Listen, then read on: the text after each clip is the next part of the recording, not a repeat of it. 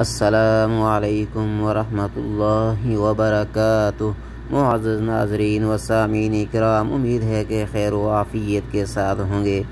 آج حضرت عمر رضی اللہ تعالیٰ عنہ کی خلافت کے متعلق چند معروضات آپ کے گوش و گزار کرنا چاہتا ہوں۔ آئیے سنتے ہیں۔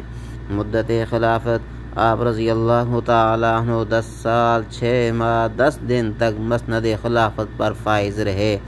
آپ رضی اللہ تعالیٰ عنہ کو صدیق اکبر رضی اللہ تعالیٰ عنہ نے اپنے آخری وقت میں انصار و مہاجرین صحابہ کے مشورے سے خلیفہ نامزد کیا تھا۔